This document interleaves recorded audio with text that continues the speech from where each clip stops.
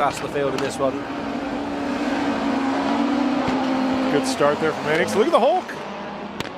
Poor start from Verhoeven in the background. For whatever reason, Rallyx with the whole shot, and yeah, I don't want to curse his form, but based on what we've seen so far this weekend, Van Lommel, and 3 from Verhoeven. Verhoeven goes into the Joker this time around, but has the Hulk got close enough to get in the way? Yes, indeed. Hulk moves up to second, but Sorry, of yesterday in that 3-car battle for the win, and gosh, you hate to see that, especially with a strong effort that he's had. Here at the Euro Circuit as part of an absolutely stacked entry in open two-wheel drive is something you can be satisfied with for sure. Absolutely, and there is the Joker, like we said, Verhoeven. Verhoeven drives for the line for new drivers as we see the third race in this session get underway. That is Verhoeven. Shot out of a cannon there in this session. Big jump on the field. The black and yellow double pack from Verhoeven and from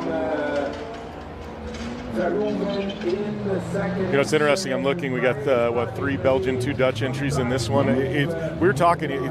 Two-wheel drive is so strong in this area of the world. I mean, between Belgian entries and Dutch entries, I think that it's pretty much 95% of the field. I mean, what do you think makes this so strong here versus other areas of Europe?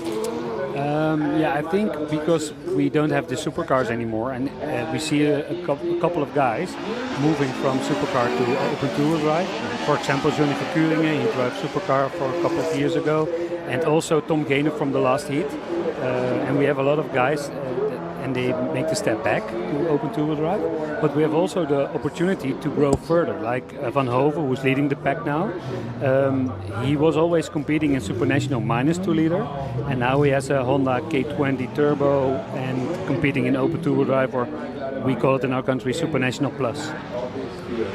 Yeah, also Nick Nijs is a good example. They became from the minus 2 liters, and then they build a new engine or put a turbocharger on it and compete in the biggest class. And that's an achievable step, isn't it? You're not building a whole new car, you're not reinventing the wheel, you're making an adaptation. Yes, engines are expensive, I know, but it's something you can implant, and a bit of repackaging and you've moved up a class. That's a good thing about the regulation for open two-wheel drive. I think one of the best things Rallyx did is introducing open two-wheel drive, and a lot of countries are adapting now the regulations. That's good. It also allows people, with whether you've got a Super 1600 car or a Super National car, of course, as we know, most countries have different regulations set for their two-wheel drives, but it is a cover-all, isn't it? You can bring anything from any country into this category, which I think is great. It does give locals an opportunity, and you know, you've competed here the last couple of years in your home event. It's not necessarily about the winning, is it? Taking part in your home round of a big international series is a big deal for local drivers. Yeah, absolutely. But look at the spectators. You want to drive here. If you are from here, you want to be here, this race. And if you can do that with your own car, yeah, that's the most fantastic thing. And you see that probably not on this track, but on some tracks you have many chances with even a Super 1600 car.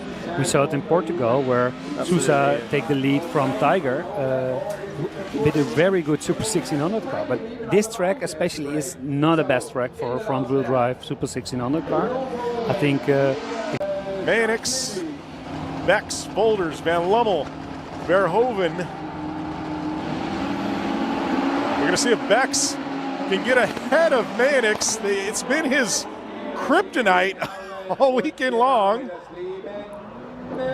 Volders looks to the inside on Bex through the first corner, leans on the rear quarter a little bit, doesn't have the power to find a way up the inside. Rallyx again at the front of the field here.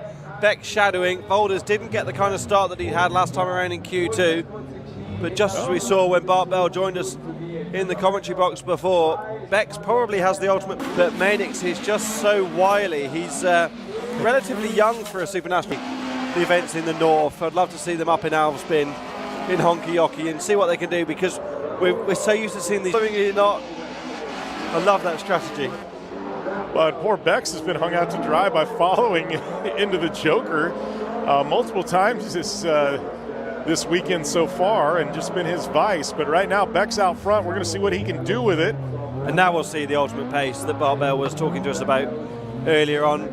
Clear up front for sure. Won't joker this time around if that pace is in. From the second row, Beck's finally getting that cleaner he's fought for. Contact in the first over corner. The top. Van Lommel, I think it is, has driven over Lidman. Now there's further contact behind. Beck's with that great start I was talking about from the second row. A lot of respect in the first corner. Victor Hansen has gone away from this battle. It opens up on the inside. That's Volders getting forced wide on the exit.